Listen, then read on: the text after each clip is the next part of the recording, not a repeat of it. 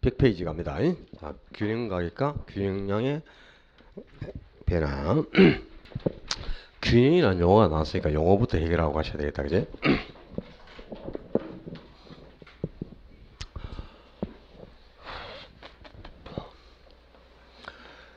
자, 앞 시간에 수요 곡선은 우하향하는 곡선이고 공급 곡선은 우상향하는 곡선이라고 그랬다. 그지? 근데 지금 이 상태는 수요와 공급이 딱 만나 있는 상태죠. 이게 수요와 공급이 만나 있는 상태. 이 상태에서는 수요량이나 공급량이 동일한 지점에 있습니다. 이 수요량과 공급량이 똑같죠. 이게 수요량과 공급량이 일치해 있는 상태. 이런 상태를 시장 균형 또는 줄여서 그냥 균형이라는 거예요. 그러니까 균형은 수요량과 공급량이 일치한 상태. 수요량과 공급량이 똑같기 때문에 사고자 하는 양과 팔고자 하는 양이 같다. 그러면 물량이 부족하지도 않고 남지도 않는다는 뜻이죠. 그러니까 과부족이 없는 상태니까 자원이 가장 효율적으로 배분되어 있는 겁니다. 이렇게 수요량과 공급량이 일치해서 과부족이 발생하지 않고 자원이 효율적으로 배분된 상태, 이런 상태를 바로 시장 균형, 줄여서 균형이라 한다 그 말입니다. 그리고 이 지금 가격은 이 가격이 지금 균형 상태에서 발생한 가격이잖아요. 이 균형 상태의 가격을 말 그대로 균형 가격 또는 균형 임대료라고 합니다. 부동산에서는 가격이나 임대료와 같은 표현입니다. 이 균형 상태의 가격을 균형 가격이라고 하고요. 균형 상태의 수요량과 공급량, 이 균형 상태의 수요 공급량을 균형 수급량 또는 균형 거래량 또는 줄여서 그냥 균형량이라고 하는 거예요. 그러니까 이 시장 균형은 바로 수요량과 공급량이 일치해서 자원이 가장 효율적으로 배분된 상태를 의미하고요. 이 시장 균형 상태의 가격을 균형 가격, 균형 상태의 수요 공급량을 균형 수급량이라고 하는데, 이 균형이 지금 수요량과 공급량이 일치해서 물량이 부족하지도 않고 남지도 않는 상태죠. 그러니까 자원이 가장 효율적으로 배분되어 있는 상태 아닙니까? 근데 이 균형이 달성되지 않는 경우도 있어요. 예를 들면은 수요량이 공급량보다 더 많아가지고 수요량이 공급량을 초과하고 있다. 이 상태가 바로 초과 수요죠.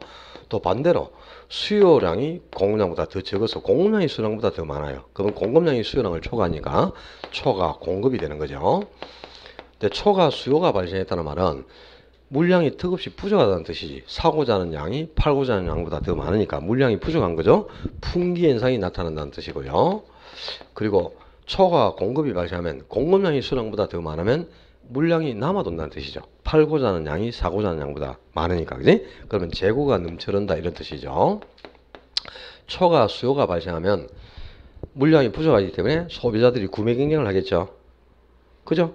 구매 경쟁을 하면 당연히 가격은 상승하게 됩니다.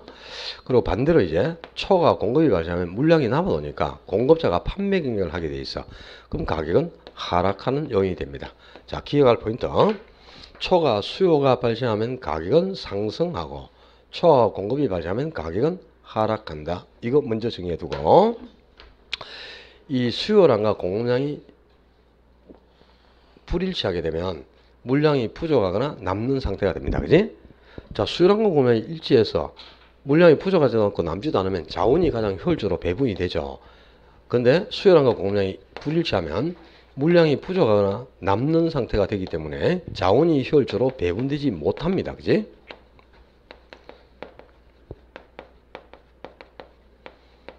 용어부터 아셔야 됩니다.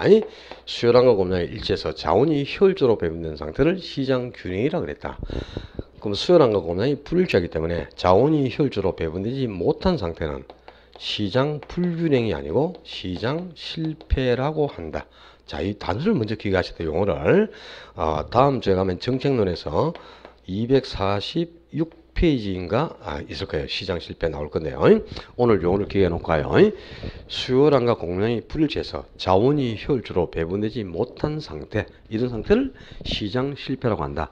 정책에서 상당히 중요한 겁니다. 시장 실패가. 용어를 한 개 기억해 놓고, 자, 지금부터 우리가 정리할 거는 이제 균형점이 이동을 했을 때, 지금은 자, 수요량과 공급량이 여기서 일치해 가지고 균형이 여기에 달성돼 있죠. 이 상태에서 수요 곡선이 오른쪽이나 왼쪽으로 이동하거나 또 공급 곡선이 오른쪽 또는 왼쪽으로 이동하면 균형점도 이동을 합니다. 균형점이 이동을 하겠죠, 당연히. 그러면 균형 가격과 균형량의 변화가 와요. 이게 균형점이 이동을 했을 때 균형 가격과 균형량이 어떻게 변하는가, 이걸 지금부터 정리해 가는 거예요. 자, 오른쪽 페이지에 먼저 첫 번째, 수요 곡선이 불변인데 공급 곡선만 이동을 하거나, 또는 공급 곡선이 불변인데 수요 곡선만 이동해 가지고 수요나 공급 중 한쪽만 이동하는 경우야. 수요나 공급 중 하나만 이동을 하는 겁니다. 수요 공급 중 한 개만 변했을 때 가격과 양이 어떻게 달라지느냐. 첫 번째는 수요만 증가하는 경우가 있고요. 두 번째, 수요만 감소하는 경우가 있습니다. 또 세 번째, 수요는 불변인데 이제 공급만 변해서 공급만 증가할 수 있고, 또 네 번째는 공급만 감소할 수가 있는 거죠. 이렇게 수요 공급 중 한 개만 변했을 때다. 이때 균형 가격이나 균형량이 어떻게 변하느냐. 자, 교재에 답도 다 정리가 되어 있어요. 수요만 증가하면 균형 가격은 상승하고 균형량이 증가한다. 또 공급만 증가하면 균형 가격은 하락하고 균형량은 증가한다. 답이 다 나와 있죠. 그리고 그래프도 두 개를 그려가지고 오죠. 그래프로도 가격하고 양이 어떻게 변하는지를 표시해 놓고 있습니다. 그럼 책에 있으니까 여러분은 그래프를 그릴 필요가 없어요. 자, 그래프는 제가 여러분을 이해시키기 위해서 걸어드리는 거고, 수요공급 이론에서는 그래프를 그리는 순간 1분 안에 시간이 많이 가니까 1분 안에 한 문제를 풀 수가 없어요. 그래서 여러분은 그래프 없이 답을 찾으라 그랬잖아요. 볼펜 딱 놓고 그냥 주목하셔. 그리면 안 돼요. 이 그래프를 그리는 순간 그냥 무조건 재수야. 수요공급 이론에서는 그래프 없이 무조건 답을 찾아야 돼요. 그러면 나중에 여러분은 그래프 없이 답을 찾는 답을 내가 알려드릴 테니까 그것만 기억하시면 되는 거야. 이제 이해를 시키기 위해서 저는 그래프를 그려드리는데요. 지금 이렇게 수요와 공급이 일치해가지고 균형이 다 성립되어 있습니다. 지금 이 상태가 균형 상태 아닙니까? 그지? 균형이 다 성립되어 있는 상태인데, 이 상태에서 이게 수요 곡선이나 공급 곡선 중 한 개만 이동을 하는 거예요. 하나만 이동하면 이제 균형점도 변하고 균형 가격이나 균형량에도 변화가 와요. 근데 어떻게 변하는가를 지금부터 알아보자 이 말이야. 자, 수요만 증가하거나 수요만 감소, 또는 공급만 증가하거나 공급만 감소했을 때 당연히 균형 가격이나 균형량도 변하겠죠. 자, 공급 곡선은 불변, 공급 곡선은 변화가 없는데 수요 곡선만 이동한다는 거야. 자, 수요가 증가했다는 말이 무슨 말이야? 수요가 증가했다. 수요 곡선 자체가 오른쪽으로 이동한다. 그걸 아까 수요의 증가를 했고, 수요 곡선 자체가 왼쪽으로 이동하는 경우를 수요의 감소, 공급 곡선이 오른쪽으로 이동하면 공급의 증가, 공급 곡선이 왼쪽으로 이동하면 공급의 감소라 그랬죠. 그럼 수요가 증가했다 이 말은 공급은 불변인데 수요 곡선만 오른쪽으로 이동했다는 뜻이죠. 그죠? 그리고 수요가 감소하면 역시 수요 곡선만 왼쪽으로 이동했다 이 말이야. 그죠?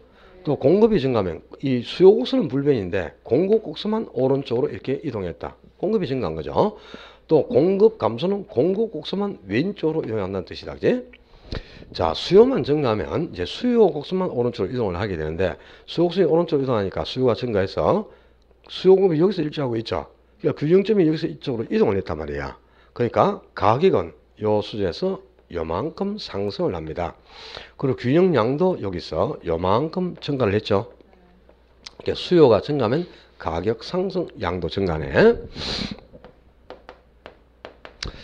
두 번째, 이제 수요가 감소합니다. 수요가 감소하면 균형점이 여기서 이쪽으로 이동을 했죠. 수공급이 여기서 만나니까, 그지? 그럼 가격은 요 수준에서 요만큼 어떻게 됐어? 하락을 했죠. 그리고 균형량도 요 수준에 있던 것이 이만큼으로 줄어요. 여기서 요만큼 감소했죠. 수요가 감소하면 가격 하락 양도 감소합니다. 아, 날이 시렵다, 그죠? 진짜 오늘 날씨가 춥다. 그 다음에 세 번째, 공급이 증가. 공급이 증가하면 공급 곡선이 이제 오른쪽으로 이동한단 말이야. 그러면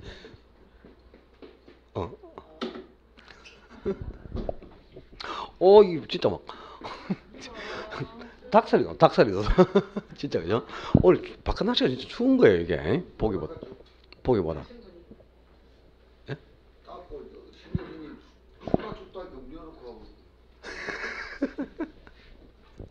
잘했어요. 공급이 증가하니까 균형점이 여기서 이쪽으로 이동을 했죠. 그러니까 균형 가격은 요 수준에서 요만큼 하락을 합니다. 균형량은 여기서 요만큼 또 증가를 해요. 그죠?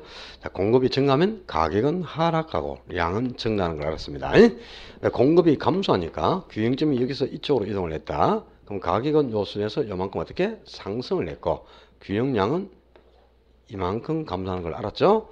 공급이 감소하면 가격 상승하고 양이 감소하죠. 네 가지 경우를 그래프를 그려보니까 가격이랑 양이 어떻게 변하는지 알아요. 근데 이 그래프를 그리는데 일단 시간이 오래 가죠. 그 다음에 공급이 증가한다. 그러면 공급 곡선을 오른쪽으로 이동시켜야 되잖아. 그지? 근데 이 수요 곡선을 뭐 오른쪽이나 왼쪽으로 이동시키면 답이 완전히 달라지잖아요. 그래프를 잘못 그릴 확률도 있잖아. 그러니까 일단 그래프 없이 답을 찾아야 돼. 그러려면은 결론을 외우셔야 됩니다. 자, 보시면 수요만 변하는 경우, 수요만 변할 때는 수요가 변하는 방향하고 균형가격이나 균형량은 똑같이 동일한 방향으로 변하는 걸 알 수 있어. 그죠? 수요가 감소할 때도 가격 하락하고 양도 감소하니까 수요만 변할 때는 가격이나 양은 전부 수요와 동일 방향으로 변합니다. 자, 화살표 방향 기억합니다. 수요만 변하는 경우는 가격이나 양이 모두 수요와 동일 방향으로 변한다. 이 화살표 방향. 그러니까 항상 수요 공급에 대해서는 제가 화살표 방향을 굉장히 강조하잖아. 그지?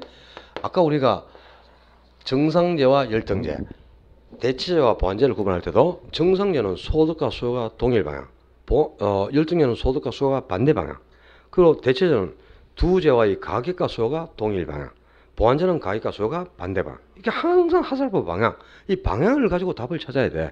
그래야 시간 안에 문제도 풀고 시간이 단축되는 겁니다. 자, 이렇게 수요만 변할 때는 가격이나 양은 전부 수요와 동일 방향이다. 그럼 공급만 변해보자. 공급만 변할 때는 공급이 증가하면 양은 따라서 증가합니다. 공급이 감소하면 또 양도 따라서 감소합니다. 그럼 균형량은 항상 공급하고 동일방으로 지금 가고 있죠. 근데 가격은 공급과 반대 방향이잖아요. 그지?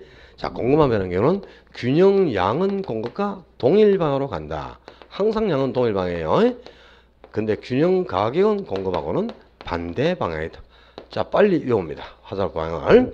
이 방향만 외우고 있으면 그래프를 그릴 필요가 없잖아요. 그죠? 그 시험에 난 게 별거 없어요. 그냥 1번 해가지고 수요가 감소하면 균형 가격은 어떻게 하고 균형량은 어떻게 된다. 또 뭐 2번 해가지고 죠 공급이 증가할 때는 균형 가격과 균형량은 어떻게 된다. 뭐 이런 식으로 문제가 나온단 말이야. 그러면 수요만 지금 변했잖아요. 수요하고 동일방이니까 가격 하락, 양 감소한다 이렇게 되겠지. 공급만 변했지. 그럼 양만 같은 거니까 양은 증가하고 가격은 반대니까 하락한다. 이게 답이 되겠지. 이 그래프 그릴 필요 자체가 없어요. 이렇게 화살표의 방향만 알면은 아주 단시간에 문제를 풀 수 있습니다. 자, 수요 공급 중 한 개만 변한 경우야. 지금 수요만 변하거나 공급만 변해가지고 수요 공급 중 하나만 변할 때는 수요만 변하면 가격이나 양은 전부 수요와 동일방이다. 공급만 변할 때는 균형량만 공급과 동일방이고 가격은 공급과는 반대방이다. 외워요. 자, 한 개만 변한 경우 이제 가로 2번에 수요 공급이 동시에 변하는 경우야. 수요도 변하고 공급도 변하는 경우 이건 어려워요. 이거는 더 그래프를 가지고는 죽어도 해결을 못합니다. 이거는. 자, 수요 공급이 동시에 변하는 경우는 책에 있는 그대로 제가 설명을 드릴게요. 책 순서대로. 동그라미 1번은 수요가 증가하고 공급도 증가하는 경우지. 동그라미 2번은 수요는 감소하는데 공급도 감소하는 경우야. 그 다음에 3번은 수요는 증가하는데 공급은 감소하는 경우고, 네 번째는 수요는 감소하는데 공급은 증가하는 경우죠. 순서 그대로 제가 설명드립니다. 지금 책 순서 그대로. 이렇게 네 가지 경우가 있고 그 옆에 여백이 좀 있죠. 자, 여백에 제가 적는 걸 그대로 받아 적고 일단 설명 듣습니다. 근데 받아 적을 내용이 조금 있으니까 글자를 좀 적게 적어야 돼. 자, 1번, 2번 경우는 수요하고 공급의 방향이 동일방으로 변한 걸 알 수 있어요. 수요 공급이 동일 방향이다. 근데 3번, 4번 경우는 수요 공급의 방향이 반대 방향으로 변하고 있죠. 1번, 2번처럼 수요와 공급이 동일 방향일 때는 양동을 중요합니다. 양동. 3, 4번처럼 수요와 공급의 방향이 반대일 때는 가수를 중요한다. 자, 이 양동 가수가 뭔가 이걸 모르면 아무것도 안 되죠. 아주 쉬워요.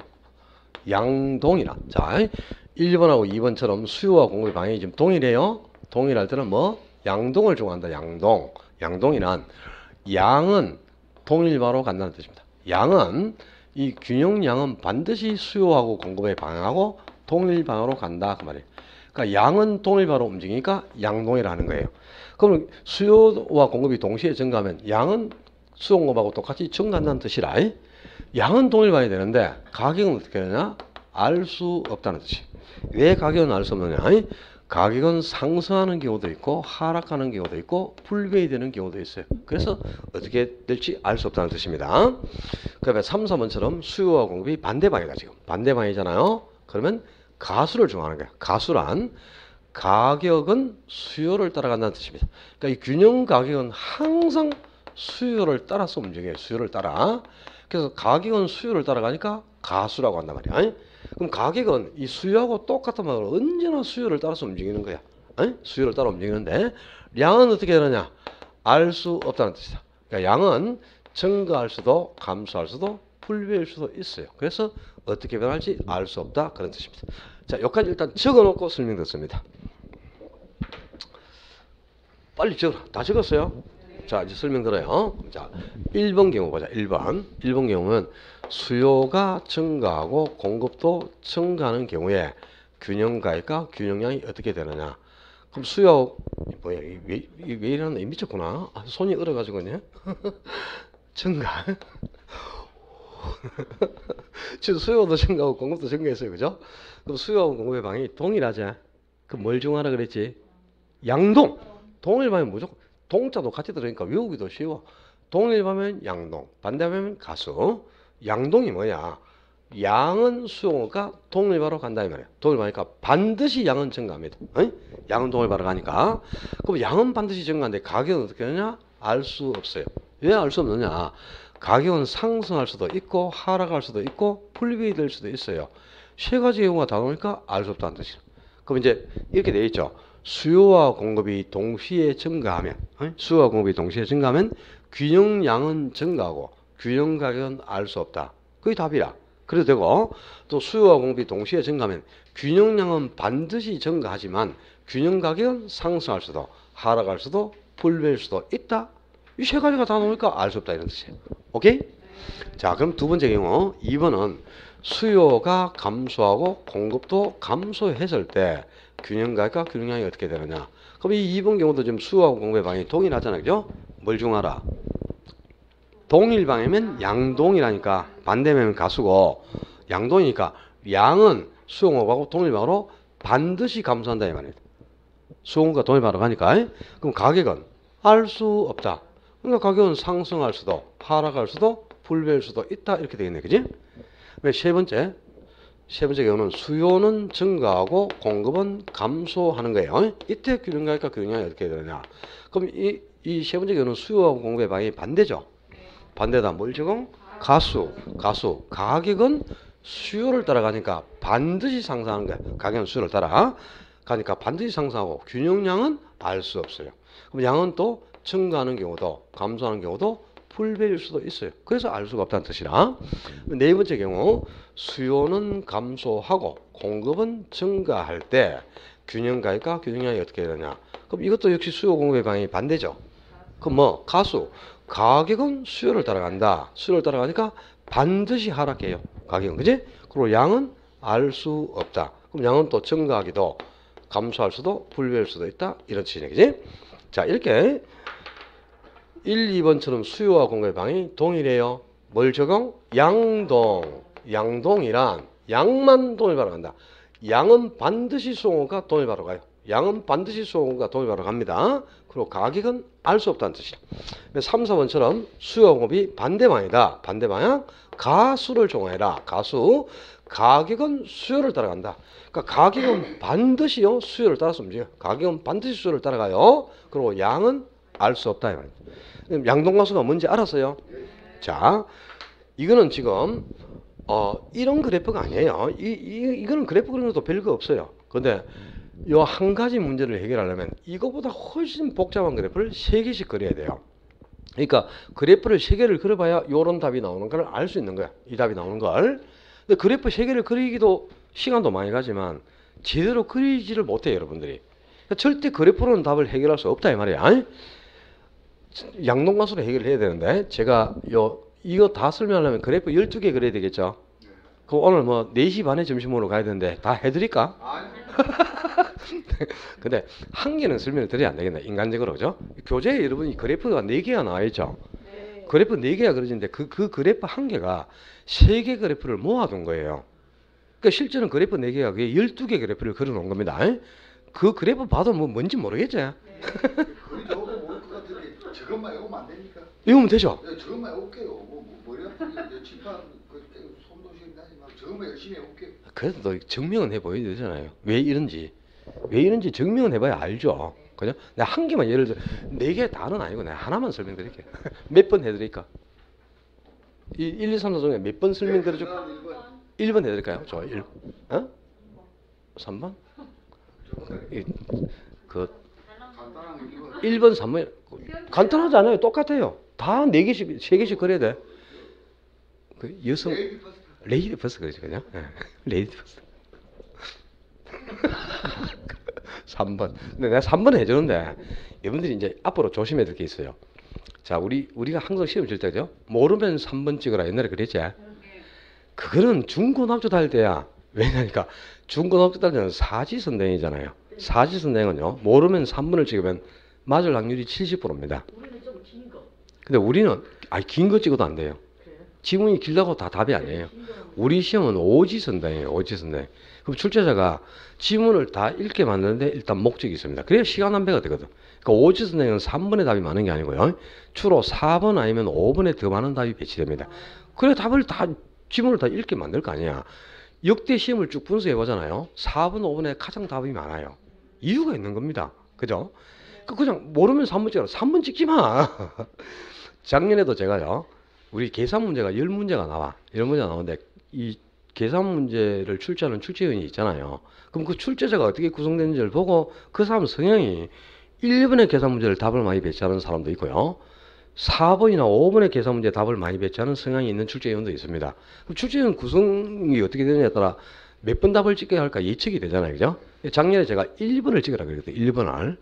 10개 중에 1번이 3개가 답이 나왔어요. 근데 10문제를 찍어서 3개 맞췄다. 대박 난 겁니다. 3번 찍은 사람들 1개 맞았습니다. 1개. 3번이 1개 나왔거든요. 3번 1개 나오고 그 다음에 4번하고 5번이 또 계산 문제가 또 많이 나왔어요. 4번에서 4개 나왔어요. 5번에서 3개 나오고 2번에 2개 나오고 1번 3개 나왔으니까 평균 이상으로 맞추잖아요. 찍어갖고 3개 맞추면 대박 난 거지. 근데 모르면 3번 찍으라고 3번 찍은 사람들 쳐줬죠. 1개 맞았으니까 1개. 2개 더 맞는다는 게 5점이잖아요. 그죠? 1개, 2개 때문에 떨어지는데 그걸 2개 더 맞아가지고 합격해봐. 얼마나 희열이 있습니까? 그러니까 올해도 그죠? 그냥 계산 문제를 찍더라도 제가 나중에 예측해줘. 시험에 임박해가지고 출제위원 구성하는 걸 보면 올해 몇 번 찍으라는 게 있을 거예요. 그 번호를 찍어. 풀 시간이 안 되면. 알았죠? 그냥 마음대로 찍지 말고. 지금은 몇 번 찍을까요? 6번 찍어, 6번. 지금은 계산 문제 6번 찍으라 이렇게 알고 있고 6번 없대. 하여튼 찍으려고 생각하지 말고 일단 풀어야 되겠죠. 근데 시간이 없으니까요. 계산 문제를 다 풀고 나오는 사람 별로 없습니다. 몇 개는 반드시 찍거든요. 찍어야 될 필요가 있을 때 그 번호를 찍어보자는 거다. 그리고 일단은 풀려고 하셔야 돼요. 자, 제가 요 3번 한 개만 설명드렸는데 일단 3번이 그죠? 수요는 증가하고 공급은 감소할 때 그랬잖아요. 이제 그럼 균형가액과 균형이 어떻게 되냐? 답 찾아보자. 자, 반대 방향으로 변했죠? 수용률 반대 방향이잖아. 그럼 뭐? 가수를 중요해야 되니까 가격은 수요를 따라가니까 반드시 상승하겠네. 균형가격은 상승하고 균형량은 알 수 없어요. 그지? 그러면 양은 증가하기도 감소하기도 불변일 수도 있겠죠? 그러니까 요 답이 나오는데 왜 이런 답이 나오느냐? 자, 수요와 공급이 수요는 증가하고 공급은 감소했어요. 근데 이 경우가 3가지가 있어요. 자, 수요 증가. 역시 수요 증가.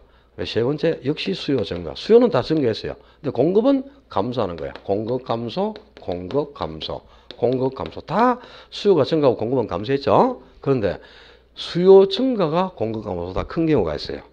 그리고 또 공급 감소가 수요 증가보다 클 수가 있어. 그러면 수요 증가와 공급 감소가 같을 수가 있어요. 그러니까 이 3가지 이유를 그래프를 다 그려봐야 가격하고 양이 어떻게 변하는가를 확인하게 되는 거야. 그 그래프 3개 그런데 일단 시간이 많이 가겠죠. 근데 그래프도 여러분이 제대로 못 그려요. 지금 이제 설명만 들어요. 그래프 그리고 하지 마라. 연습장 그 괜히 노트 들어보진다.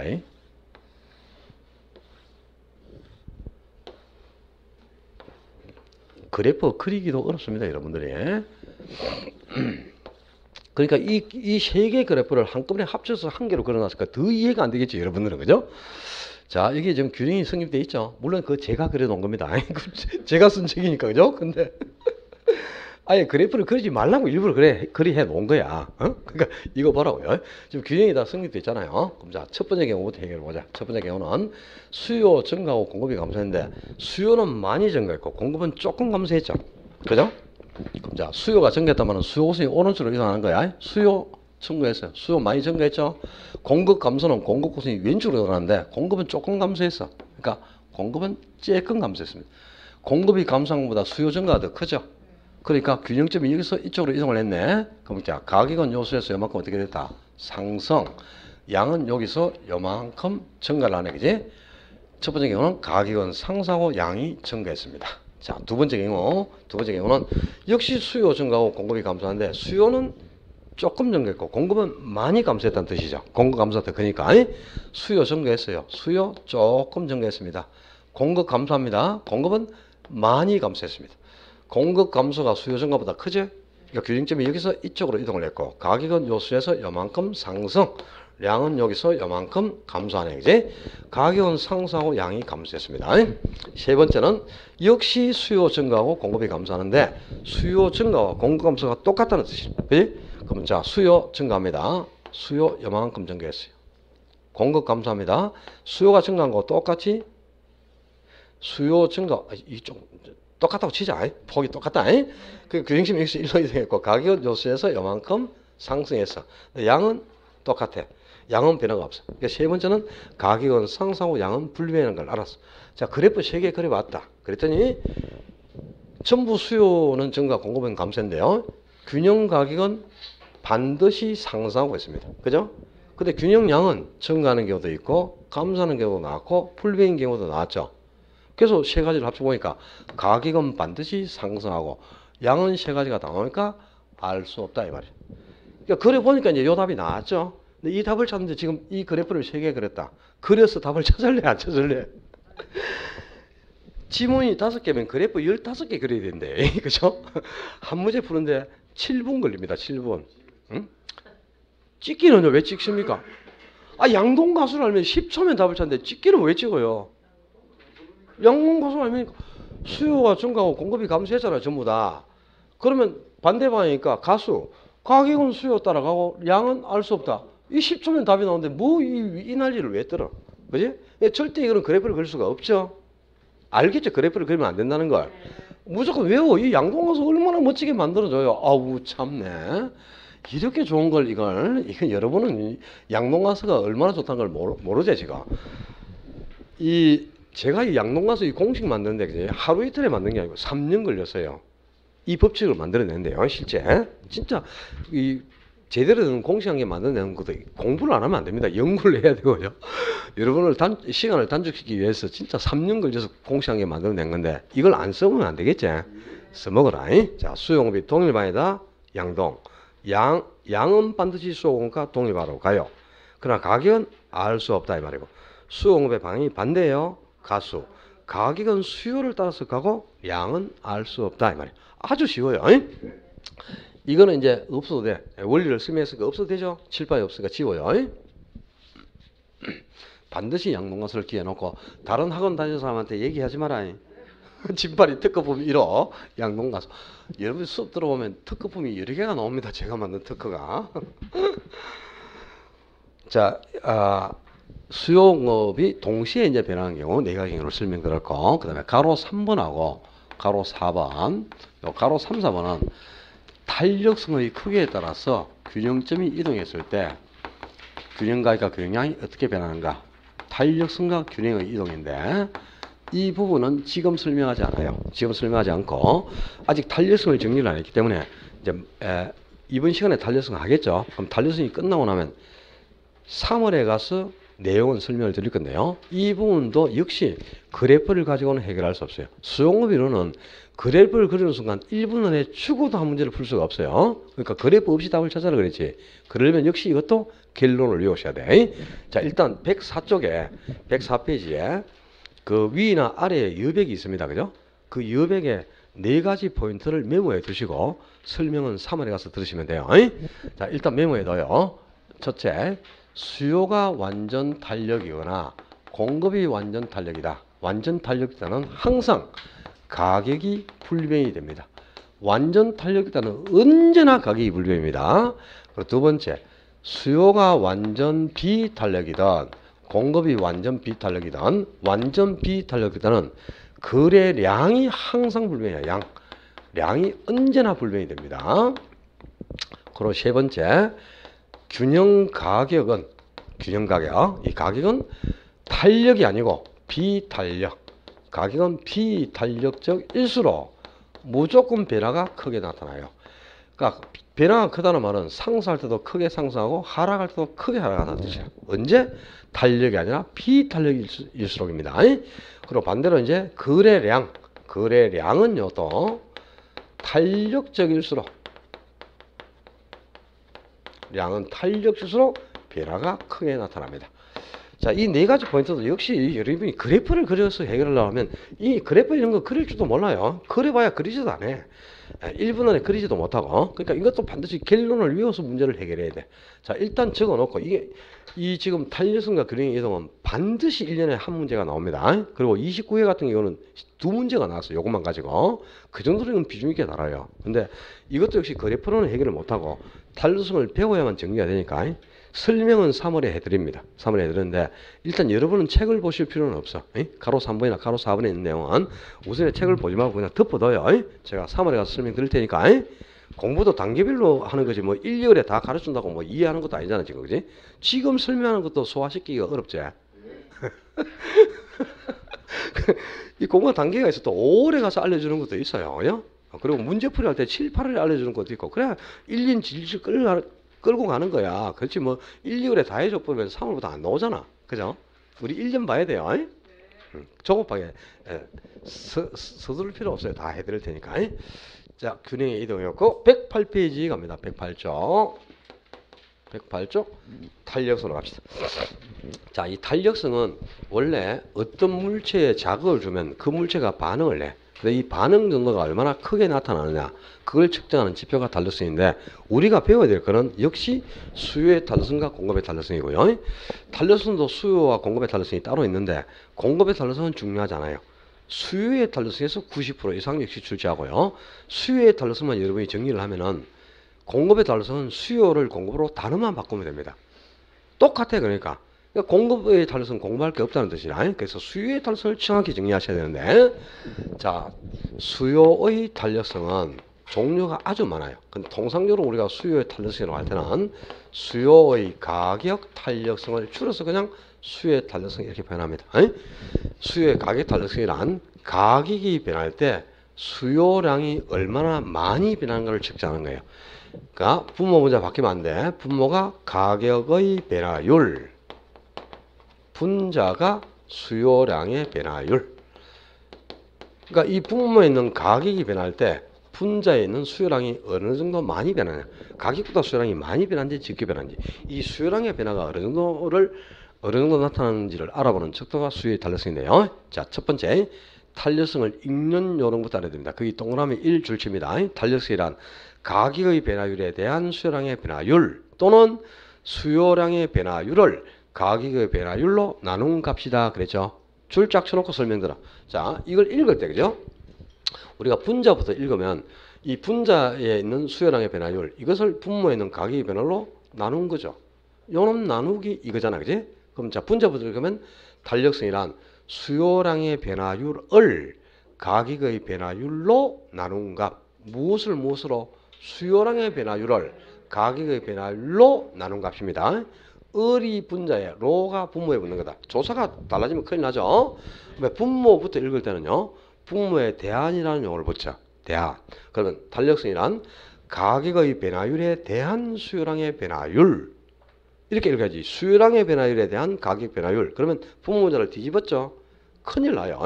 분모문자 바뀌어서 쓰면 큰일 난단 말이에요. 그러니까 읽는 요령이 중요해요.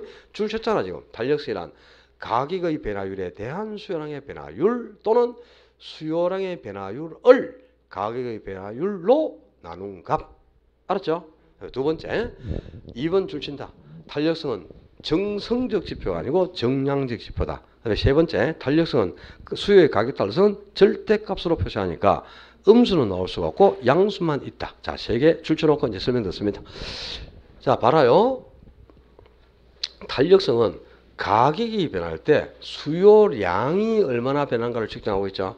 그럼 이거는 양의 변화를 측정하는 거지 성질의 변화를 측정하는 게 아니죠.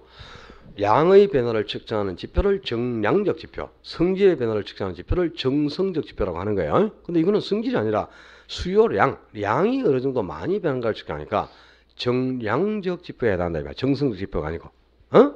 그리고 세 번째, 자, 앞 시간에 우리가 가격하고 수요랑, 수요의 법칙은 가격과 수량이 어떤 관계에 있었어요? 반비례. 가격이 상승하면 수량이 감소했죠. 반비례하는 관계가 수요의 법칙이지. 그러면 가격이 상승하면 수량이 감소, 가격이 하락하면 수량은 증가하잖아, 그지? 이게 분모 원자가 반비례하는 관계니까 상승하면 이게 상승분이 플러스 값이고 감소하면 감소분이 마이너스 값이라. 이게 또 하락하면 하락분이 마이너스 값이고 증가하면 증가분이 플러스 값이 되니까 분모 문제가 반드시 반대 부호가 될 수밖에 없잖아요. 반비례 관계니까, 그지? 분모 문제의 부호가 반대 보면 무조건 이거는 계산해봐야 마이너스밖에 계산이 안 돼요. 음수로밖에. 만약에 부호가 이게 가격과 수량이 비례해가지고 플러스 마이너스로 부호가 동일 보면 언제나 양수가 계산이 나와요. 근데 수요의 법칙은 가격과 수량이 반비례하니까 반드시 분모 문제의 부호가 반대 부호가 될 수밖에 없죠. 그럼 항상 가격 따라서 계산해봐야 마이너스로밖에 계산이 안 된다 이 말이야. 그래서 우리가 수요의 가격 탄력성을 계산할 때는 절대값으로 계산하는 게 절대값. 그럼 절대값은 부호의 부호도 양수하고 똑같이 취급되는 거예요. 마이너스가 양수하고 플러스하고 똑같이 취급되니까 언제나 가격 탄력성은 0보다 큰 양수로만 계산된다 이 말이야. 절대값으로 계산하니까. 자, 세 개 포인트 기억합니다. 탄력성은 수요량의 변화율을 가격의 변화율로 나눈가 또는 가격의 변화율에 대한 수요량의 변화율 읽는 조는 알아야 돼요. 탄력성은 양의 변화를 측정하고 있기 때문에 정성적 지표가 아니고 정량적 지표에 해당한다. 또 가격 탄력성은 언제나 절대값으로만 표시하니까 음수는 나올 수가 없고 양수로만 계산된다. 잊어버리지 말고요. 자, 탄력성은 영문 2로 표기를 해요. 그러니까 영문 2가 탄력성을 나타내는 부호인데 탄력성은 0에서 무한대까지 5개의 값을 가집니다. 탄력성이 가장 클 때가 무한대일 때, 이때를 완전 탄력적이라고 합니다. 그리고 탄력성이 가장 적을 때가 0일 때, 이때를 완전 비탄력이라고 합니다.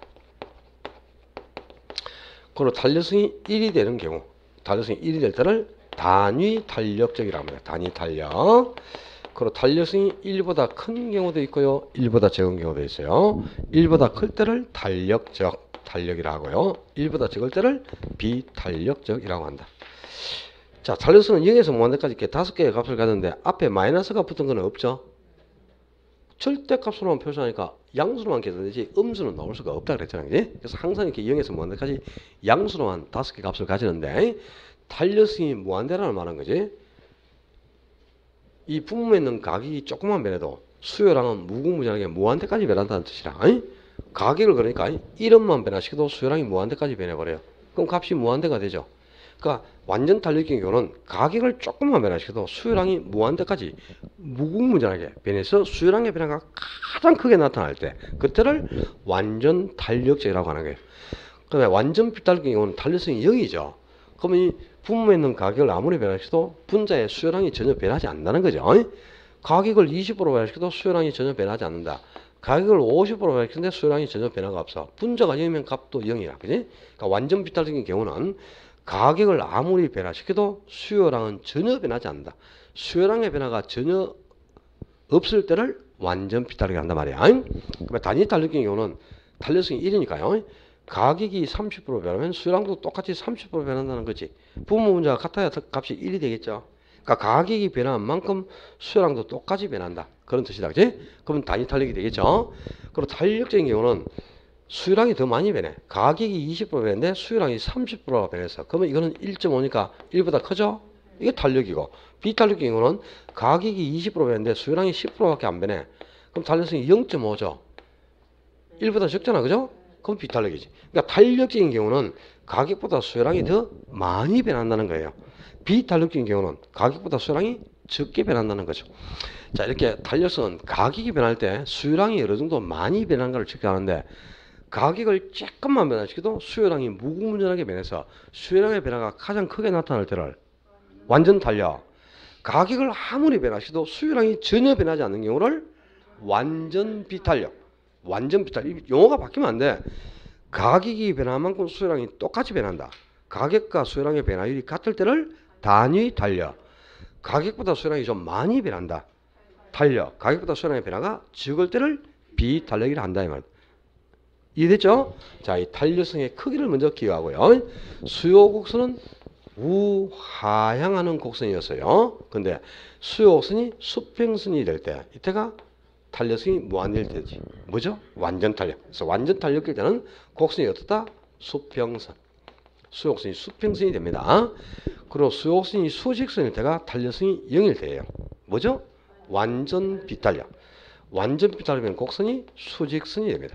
자, 완전 탄력이면 곡선이 수평선, 완전 비탄력이면 수직선. 그 다음에 단위 탄력의 경우는 완전 탄력하고 완전 비탄력의 정중앙에 딱 45도로 이렇게 위치해요. 곡선이. 이때가 탄력성이 1일 때야. 그럼 이 단위 탄력될 때는 자, 요렇게도 90도니까 직각이죠. 이렇게도 90도니까 직각이죠. 그럼 직각을 기준으로 해서 곡선이 양쪽으로 똑같은 모양을 보이죠. 이럴 때를 직각 쌍곡선이라고 하는 거예요. 이렇게 정확하게 수요곡선이 45도로 위치해서 직각 쌍곡선 형태를 보인다. 이때를 단위 탄력적. 그리고 수요곡선이 수평에 가깝게 완만하게 이렇게 위치할 수도 있고요. 수직에 가깝게 가파르게 위치할 수도 있어. 그럼 지금 이 완만할 때는 1하고 무한대 사이에 있으니까 무한대보다 적어도 1보다는 큰 거죠. 탄력성이. 그죠? 1보다 크다. 이때가 탄력이라. 근데 지금 이 곡선은 0하고 1 사이니까 0보다는 커도 1보다 적어요. 탄력성이. 1보다 적다. 이때가 비탄력이 되겠네. 그럼 탄력성이 커서 탄력적이면 곡선은 아주 완만하면서 기울기가 굉장히 적습니다. 근데 탄력성이 적어지면서 비탄력이 되면은 곡선은 아주 가파르면서 기울기가 이렇게 굉장히 커집니다. 그러니까 탄력성이 커서 탄력적일수록 기울기는 어떻다? 작아져요. 기울기가 적다는 말이 뭐다? 곡선이 완만한 형태를 보인다는 거예요.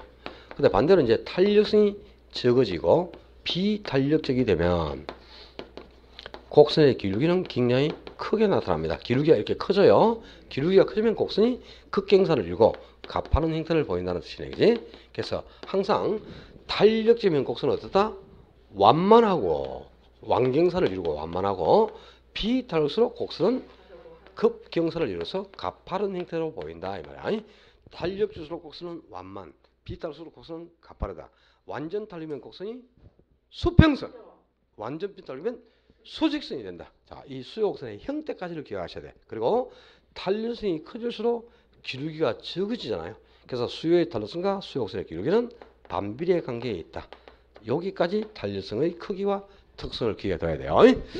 가로 4번 갑니다. 가로 4번에 수요의 탄력성과 기업 총수익과의 관계. 이 판매인의 총수입, 기업의 총수입, 임대인의 총수입은 가격에 수요량을 곱해서 계산이 됩니다. 만약에 수입을 계산할 때 가격에 공급량을 곱해서 총수입이 계산된다면 수입은 공급의 탄력성 크기에 따라 달라져요. 근데 가격의 수요량을 곱한 것이 수입이기 때문에 총수입은 항상 수요의 탄력성에 따라 결정된다 이 말이야. 이 수요의 탄력성이 1보다 큰가 적은가에 따라서 기업이 수입을 증가시킬 수도 있고 감소시킬 수도 있습니다. 자, 역시 가로 1번 반달가로 1번은 수요의 탄력성이 1보다 크다. 1보다 클 때를 탄력이라 하죠. 그러면 가로 2번은 탄력성이 1보다 적다. 비탄력이라는 거예요. 그죠? 칠판이 좁아가지고 이 글자를 다 적지를 못하겠네. 탄력성이 1이다. 그러면 단위 탄력이라 하죠. 자, 줄 치면서 역시 따라오셔야 됩니다. 자, 반달가로 1번에 수요가 탄력이다면 어떻게 해야 수입이 증가하느냐. 거기에 디귿 지문 본다. 디귿 지문. 디귿 지문에 수요가 탄력일 때는 가격을 인하해라. 가격을 인하해야 수입 증가에 유리해서 총수입이 증가한다 이 말입니다. 만약에 수요가 탄력적인데 가격을 인상한다면 수입은 오히려 감소하는 거야. 그래서 수요가 탄력될 때는 반드시 가격을 인하해야 돼. 그래야 수입이 증가하고요. 가로 2번 수요가 비탈 때 탄력성이 1보다 돼서 수요가 비탄력이면 역시 거기도 T가 지문 봐. 가로 2분도 T가 지문 수요가 비탄력자는 가격을 인상하는 것이 수입 증가에 유리하다 그랬어요. 반드시 수요가 비탄력이면 가격을 인상해야 총수입도 증가합니다. 그리고 뒷페이지 넘겨서 가로 3 탄력성이 1이라서 수요가 단위 탄력이다. 그때는 어떻게 되냐? 거기 화살표 표시된 걸 읽어봐요. 1번하고 수요가 단위 탄력자는 1번과 2번의 면적이 동일하므로 가격을 인상하든 인하든 수입은 불변이 된다. 그래서 불변. 자, 이제 줄 쳤으니까 설명 들으면 되고요. 역시 그래프도 교재에 그래프를 그려가지고도 수입이 어떻게 변하는지 표시가 돼 있죠. 근데 여러분은 그래프 그리는 순간 그냥 무조건 1분 안에 문제를 못 푼다 그랬지. 그러니까 그래프 그리지 말고 그냥 구경하는 거다. 구경하셔. 그래프 제대로 그리지지도 않아. 그리지지도. 칠판이 없어. 어쩌겠나 이거죠. 이 두 가지부터 먼저 탄력성이 1보다 크다. 탄력성이 1보다 크면 탄력이죠. 1보다 적으면 비탄력이죠. 자, 탄력제면 곡선이 완만하다, 가파르다. 완만.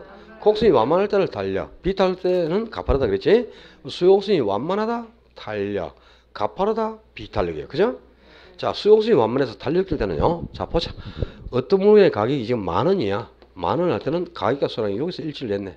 수요량이 지금 이 지점에 있었거든. 그럼 이 가격과 수요량을 곱한 게 수입이니까 10,000원일 때의 총수입은 요 네모 면적이 10,000원일 때의 총수입이다. 이런 뜻이라.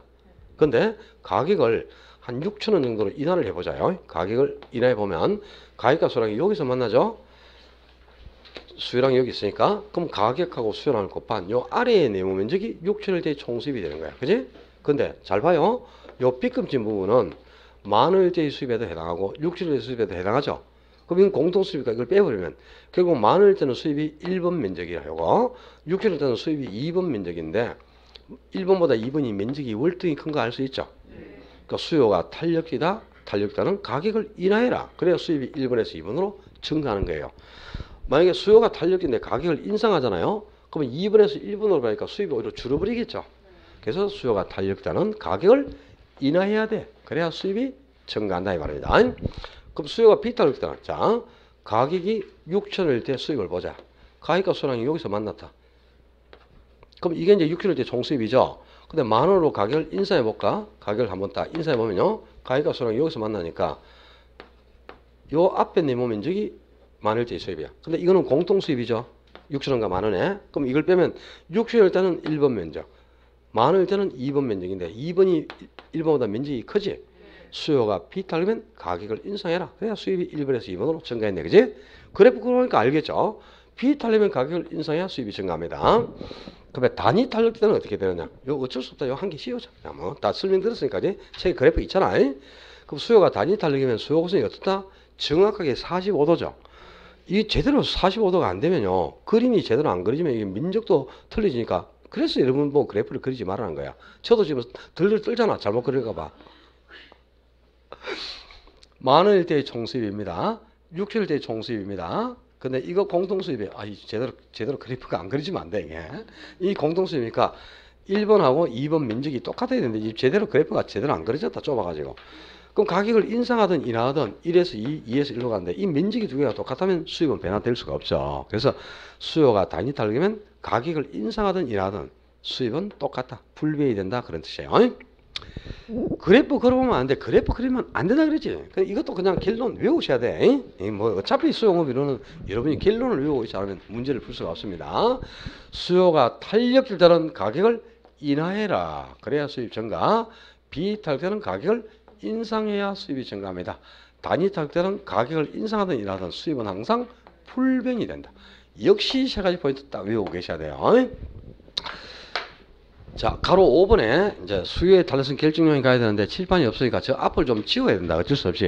자, 빨리 찍으실 분은 얼른 찍어라, 지금.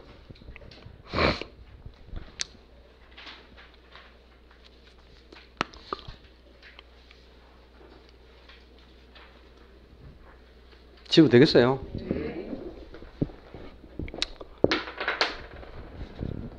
요 앞부분 찍읍시다.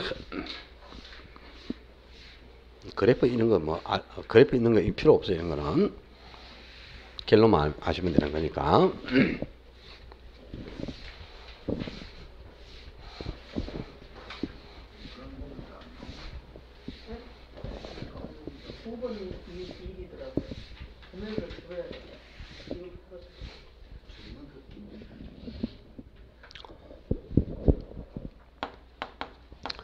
가로 5번에 수요의 가격 탄력성 결정 요인 이렇게 되죠. 제목이.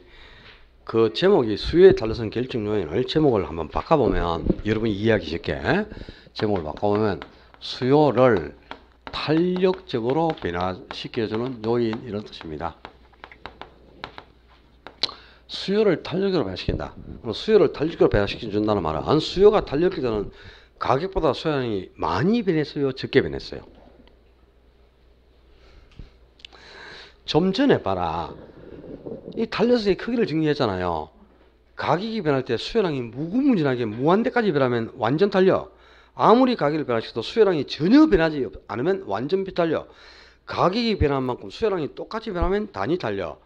가격보다 수요량의 변화가 크다. 수요량이 많이 변하면 탄력이고, 가격보다 수요량의 변화가 적다. 수요량의 변화가 적으면 비탄력이라 한다 그랬잖아. 지금 좀 전에. 5분 전에.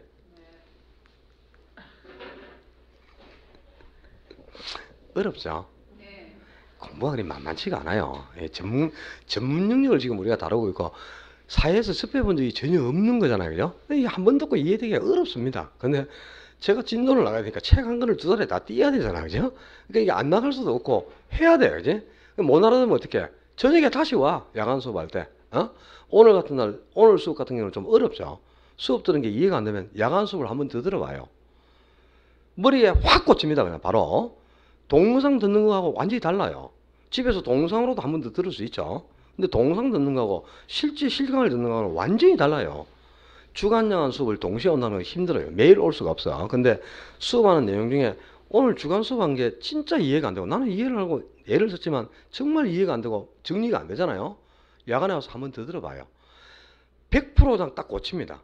한번 활용해보니까 우리 주간 야간 동시에 오시는 분 있잖아요. 오늘 안 오셨네. 우리 임 여사님. 그죠? 임 여사님이 계신데 오늘 주간에 안 오셨는데 오늘 또 뭐 어디 편찮으신가? 야간에 오시겠죠. 근데 지난주까지 계속 주야간 동시에 왔죠. 근데 그분이 느낌, 연세가 드시잖아요. 여러분 다 연세도 많고. 근데 두 분 들으니까 확실하게 개인력이 진짜 명확해지고 머릿속에 남는 것도 있다. 얼마나 좋아요. 모든 날 다 오라는 게 아니고 딱 와야 될 날이 있어요. 주간 들었을 때 한 번 더 왔으면 좋겠다 하는 날이 옵니다. 나중에 투자론 할 때 감정평가론 이런 거 들어가면은 지금 11, 12월에 수업한가 차원 자체가 달라. 1월달에는 기본서 이 640페이지 책을 가지고 수업을 하잖아요. 하루에 80페이지 진도가 나가야 된단 말이야. 응? 따라오게 올 수 있겠습니까? 그죠? 내용도 다 정리를 해야 되고 설명을 해야 되는데. 그러니까 이해가 안 되면 한 번 더 들어보는 거예요. 이런 방법도 한번 선택해보고, 진짜 좀 주간에 수업 들었는데 좀 머리가 띵하 3, 4월 가면 더 그래요. 왜? 계산 문제까지도 접목을 시켜야 되잖아요. 지금 1, 2월 과정이 2월 다 계산하는 거야. 분모 문제가 있다는 건 다 계산한다는 뜻이거든. 탄력성에서 계산 문제가 3문제씩 나와. 3문제씩. 그럼 결국 이제 내용이 더 배가가 되겠죠.深가가 되고. 그럼 더 이해가 안 되는 게 있겠지. 그럴 때마다 이제 주간 야간 두 번 수업을 한번 활용해 봐요. 오늘 수업이 진짜 이해가 안 돼. 매일 오라는 게 아니고 8주 중에 그죠? 한두 번 정도는 두 번 수업을 듣는 게 좋을 때가 있어요. 그때는 두 번 활용해 봐요. 자, 수요를 탄력적으로 변화시켜 준다는 말은 수요량의 변화가 크다는 뜻이야. 수요량이 많이 변하면 탄력이고, 수요량의 변화가 적으면 비탄력이죠. 그럼 수요가 탄력이다? 다른 말로 수요량의 변화가 크다 그 말입니다. 여기서도 또 이제 착각할 수 있는 게 있죠. 자, 예를 들어서 그지? 가격이 변할 때 수요량이 얼마나 변하는 걸 측정하는 게 탄력성이죠. 근데 가격을 20% 인하했어. 그랬더니 수요량이 40% 증가했습니다. 탄력일까 비탄력일까? 탄력적이죠. 왜? 탄력성이 1보다 큰 값이 나왔죠. 그럼 가격보다 수요량의 변화가 크니까 1보다 크고, 탄력성이 1보다 클 때를 탄력이라 하잖아. 그지? 자, 가격을 20% 인하하자 수요량이 40% 증가했어요. 탄력이죠. 근데 가격을 20% 인상하자 수요량이 40% 감소했다. 탄력 비탄력? 탄력적이다 이 말이야. 탄력적. 가격을 20% 인상했단 말이야. 그랬더니 수요량이 40% 감소했어요. 그럼 이게 인상되면 이건 플러스 값인데 감소하면 이건 마이너스 값이니까 원래 계산하면 이건 마이너스 2가 나오겠죠. 40 나누기 20이니까. 근데 가격 탄력성은 절대값으로 계산한다 그랬지. 그러니까 마이너스 2가 아니고 그냥 2야 탄력성이. 그럼 역시 1보다 크잖아요. 그럼 탄력이라고. 그러니까 여러분이 이제 생각하는 게 이거죠. 가격이 변할 때 수요량이 많이 증가하면 탄력인데, 가격이 변할 때 수요량이 많이 감소하면 비탄력인 줄 아는 거야. 그것도 탄력이라니까. 수요량이 많이 변하면 달력기라 그랬죠? 그럼 많이 변한다는 거는 수요량이 많이 증가할 수도 있고 많이 감소할 수도 있는 거지. 그죠? 수요량의 변화만 크면 달력이라고. 오케이? 그러니까 수요량이 가격보다 많이 증가해도 달력이고 수요량이 가격보다 많이 감소해도 달력인 겁니다. 가격 따라서는 항상 절대값으로만 계산하니까 음수는 안 나오니까 똑같이 2가 나오면 둘 다 달력이 되는 거야. 이해됐죠 이제? 자 그러면 어떤 요건이 충족되면 수요가 달력이고 수요량의 변화가 큰가? 한 개씩 줄치면서 다 따라오셔야 돼. 자 1번에 대체재가 많을수록 수요는 달력적이다. 아주 중요합니다. 대체재는 많을수록 수요는 달력적이다. 두 번째, 기간은 장기일수록 수요는 달력적이다. 세 번째, 용도는 다양하고 용도 전환이 쉬울수록 수요가 달력적이다.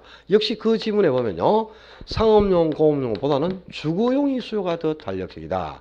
그리고 규제는 완화될수록 수요는 달력적이다. 규제를 완화할수록.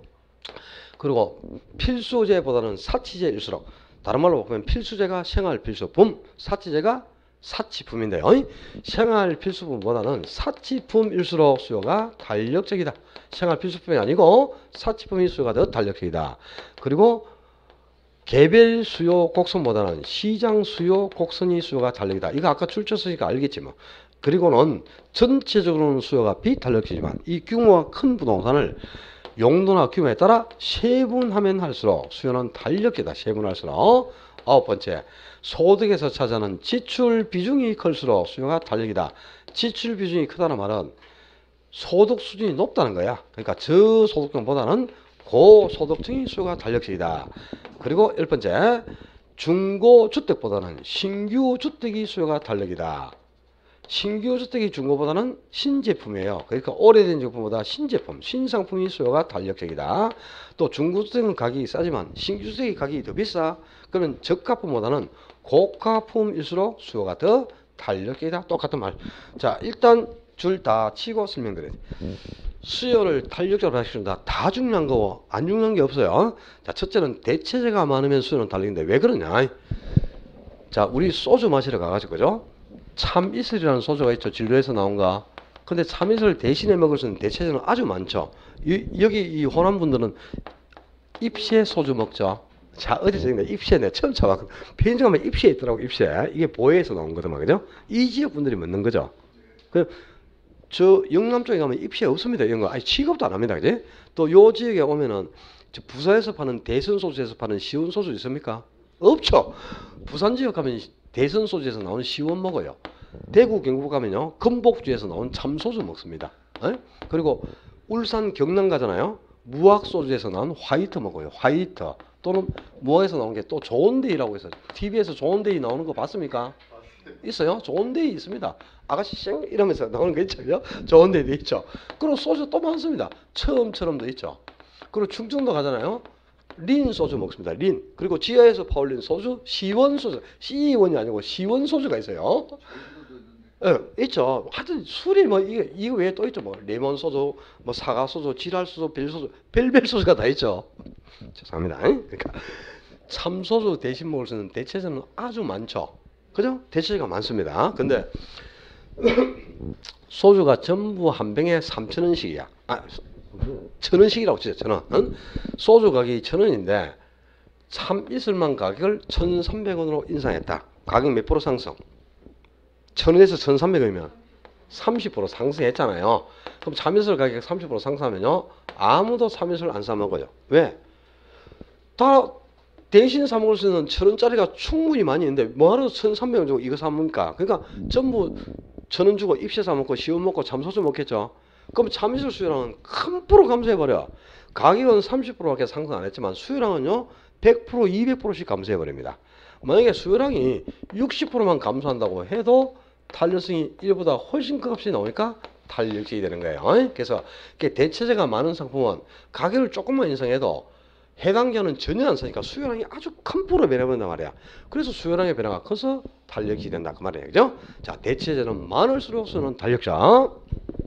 기간은 장기일수록 수요가 달리게 되는데 이런 이치지. 한 달 동안 소비자들이 구매하는 양보다 1년 동안 구매하는 양이 훨씬 수요량이 많겠죠. 수요량이 많이 변할수록 수요가 달력이니까 기간은 장길수록 달력이고 또 용도가 다양하고 용도 전환이 쉽다? 그럼 수요가 달력적이지. 분필의 용도는 뭡니까? 판수용 한 개밖에 없죠. 그럼 분필은 판수용으로만 구매를 하는 거예요. 그런데 이걸 용도를 다양화시켜서 우리가 칠판에 판수할 때도 사용하고 여러분이 노트 필기할 때도 필기용으로도 사용할 수 있고요. 또 컵라면 먹을 때 젓가락용으로도 분필을 사용할 수 있도록 용도를 다양화시켜. 그러면 필기용, 판수용, 젓가락용으로 다 구매를 하겠죠. 그럼 수요량이 훨씬 커지잖아요. 그지? 당연히 수요량이 변화가 커서 수요가 달력이 되는 거죠. 그리고 대체재가 많을수록 수요가 달력이다 그랬는데 상업용이나 공업용은 대체재가 전혀 없어요. 상가나 공장을 대체할 상품 없습니다. 예? 대체재가 전혀 없는데 주거용은 대체재가 조금이라도 있다. 자, 아파트 사러 갔다. 살 게 없어요. 그러면 우리가 단독주택을 살 수도 있고 빌라를 살 수도 있고 연립을 살 수도 있고 원룸을 살 수도 있죠. 그러니까 이제 주거용은 그래도 대체재가 조금이라도 있다 이 말이야. 그래서 대체재가 전혀 없는 상공용보다는 조금이라도 있는 주거용이 수요가 더 달력적이네. 그죠? 그리고 규제 풀어주면 활발하게 사들이니까 수요량의 변화가 당연히 크겠죠. 수요가 달력이 되어 있고요. 자, 요거 좀 어려워. 생활 필수품은 수요가 매우 비탄력이에요. 왜냐? 아무리 가격이 변해도 사용을 해야 되니까 수요량을 줄일 수가 없으니까 수요량의 변화가 안 생깁니다. 아주 수요량의 변화가 적어서 비탄력이 되는데 사치품은 안 그래. 가격을 조금만 인상하면 도저히 못 사요. 자, 우리 두루마리 휴지라는 게 있죠.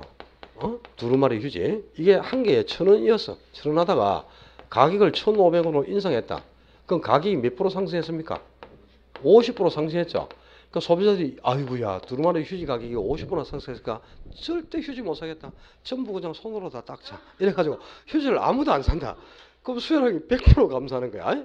그럼 수요량이 100% 감소해버리면 탄력성이 1보다 커서 2가 나오니까 굉장히 탄력이 되겠는데 그럴 수가 없어요. 휴지 가격이 50% 올라도요. 어차피 휴지 샀습니다. 그러니까 수요량은 10% 정도도 아마 감소를 안 할 거야. 그죠? 어차피 사용을 해야 되니까. 그럼 탄력성이 0.2밖에 안 나오니까 매우 비탄력이지. 그러니까 사치품, 생활 필수품은 아무리 가격을 변화시켜도 수요량을 줄일 수가 없잖아요. 어차피 사용을 해야 되니까. 꽤 수요량의 변화가 적죠. 그러니까 수요가 비탄력인데 쌀 가격이 오른다고 쌀 아무도 안 사고 라면만 끓여 먹으면 수요가 탄력적이 될 수도 있지만 어차피 쌀을 쓰니까 수요량은 별로 변하지가 않아요. 근데 다이아몬드 같은 사치품 가격을 50% 인상해봐. 도저히 못 사요. 수요량이 100% 200%씩 엄청 감소해버리니까 수요량의 변화가 큰 거지. 그래서 생활 필수보다 사치품의 수요가 달력이고 이거는 아까 줄 쳤다. 개별 수요의 수요를 전부 합친 게 시장 수요니까. 예.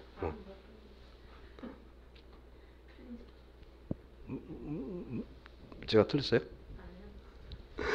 개별 수요의 수요량을 전부 합친 게 시장 수요니까 시장 수요가 수요량이 더 커질 수밖에 없죠. 그래서 아까 우리 그래프 3개 위에 줄치고 온 거 있지. 시장 수요 곡선이 개별 수요보다 더 완만하고 탄력지다. 줄 쳤지 아까. 이거 나왔으니까 이거 이해를 해야죠.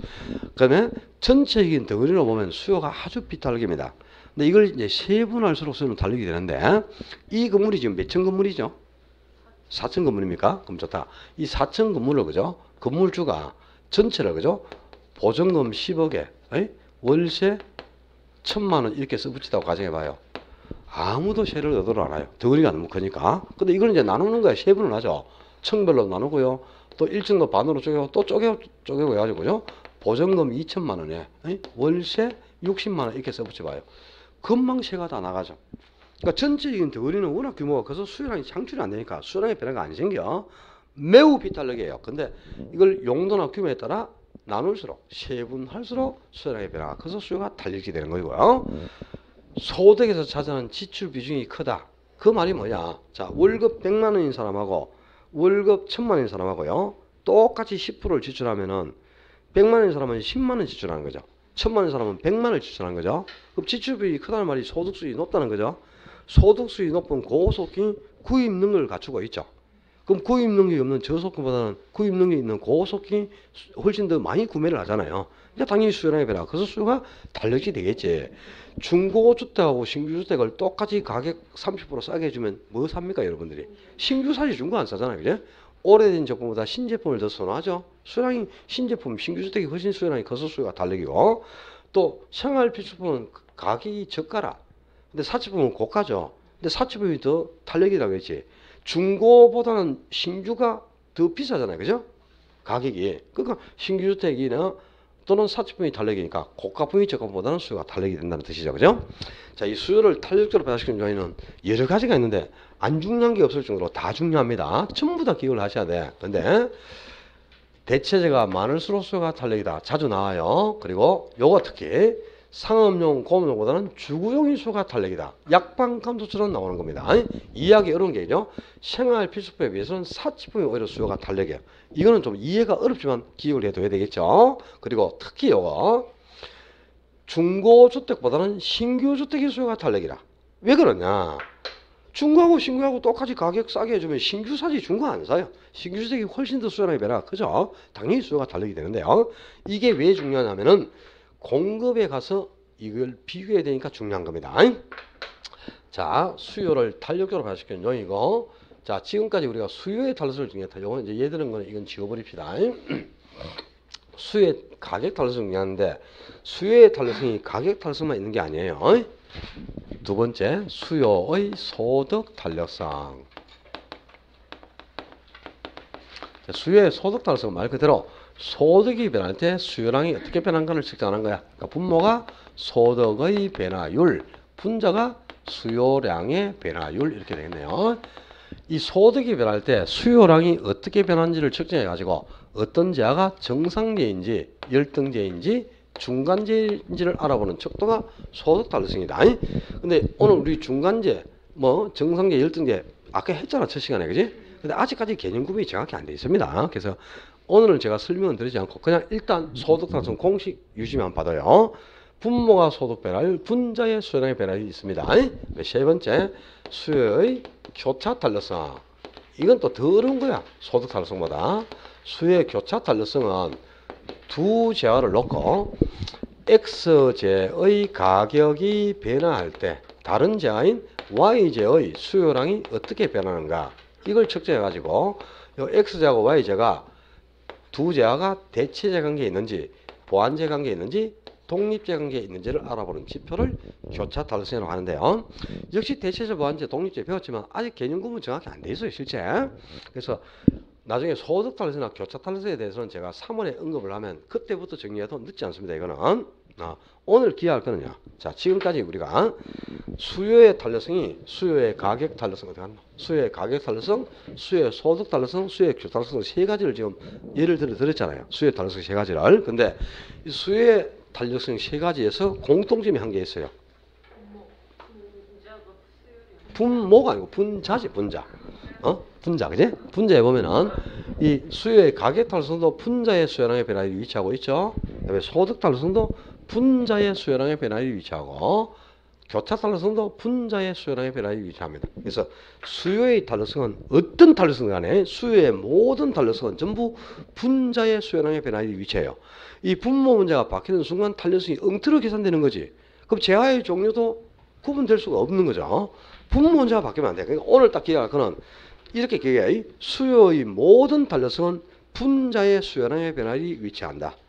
분모 문제가 바뀌는 순간 큰일 나는 거예요. 3월부터 그 다음 단계가 진척될 수가 없다.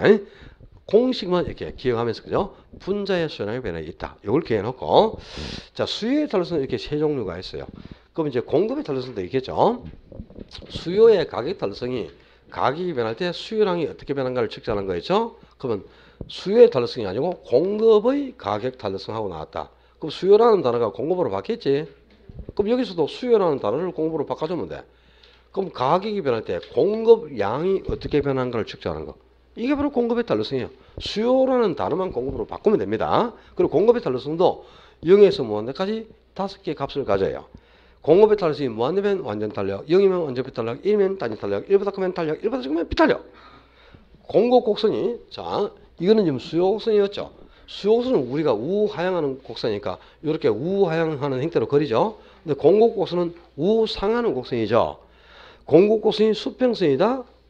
곡선이 수평선이면 완전 탄력. 공급 곡선이 수직이다. 완전 비탄력. 정확하게 45도로 이렇게 위치하고 있다. 단위 탄력. 공급 곡선이 완만하다. 탄력. 가파르다. 비탄력. 똑같아 수요하고. 공급은 탄력성이 똑같고요. 그냥 수요라는 단어만 공급으로 바꿔 끼우면 됩니다. 그리고 자, 좀 전에 수요를 탄력적으로 배달시키는 요인이 이렇게 10가지나 있었죠. 그럼 공급을 탄력적으로 배달시키는 요인도 여러 가지가 있겠지. 자, 거기 가로 4번에 공급의 가격 탄력성 결정 요인. 가로 4번에 공급의 가격 탄력성 결정 요인에서 116페이지. 공급의 가격 탄력성 결정 요인 여러 가지 나와 있죠. 볼 것 없이 잘 들어. 그냥 들으면 돼. 지금 수요를 탄력적으로 배달시키는 요인이 많았죠. 수요를 탄력적으로 배달시키는 요인은 공급도 똑같이 탄력적으로 배달시켜줘요. 자, 기간이 측정 기간이 장길수록 수요가 달리기다 그랬죠. 그럼 기간이 장길수록 공급도 달려. 용도가 다양할수록 수요가 달려. 용도가 다양하면 공급도 달려. 규제가 완화될수록 수요가 달려. 규제가 완화되면 공급도 달려. 개별 수요 곡선보다 시장 수요 곡선이 더 달리면 공급도 개별 공급 곡선보다 시장 공급 곡선이 더 달려. 똑같단 말이야. 수요하고 공급이. 그러니까 수요를 탄력적으로 배달시켜주는 요인은 공급도 똑같이 탄력적으로 배달시켜 줍니다. 아셨어요? 근데 차이가 나는 게 딱 한 개가 있어. 자, 지금 측정 기간. 이 측정 기간은 단기보다는 장기일수록 수요나 공급이 모두 탄력이라고 그랬죠. 공급자들도 한 달 동안 판매하는 양보다 1년 동안 판매하는 양이 공급량이 훨씬 많을 거 아니야. 그지? 공급량의 변화가 크면 공급이 탄력이 되겠지. 그러니까 그냥 기간 또는 측정 기간은 장기일수록 탄력이다 그래야 돼요. 근데 비교해야 될 게 생산에 소요되는 기간. 생산 기간하고 나오면요. 생산에 소요되는 기간은 장기가 아니고 짧아야 됩니다.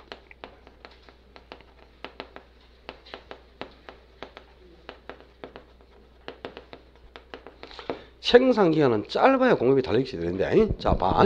1시간에 한 개를 생산하는 물건은 그죠? 1시간 동안 공급하는 양이 최고로 많이 공급해도 한 개밖에 공급을 못 하잖아요. 그렇죠? 그런데 생산 기간이 1분으로 짧아졌다. 1분에 한 개를 생산하는 물건은 1시간 동안 공급하면 60개를 공급할 수 있는 거죠. 공급량이 생산 기간이 1분이 1시간보다는 훨씬 짧죠. 생산 기간이 짧아지니까 공급량이 확 늘어나잖아요.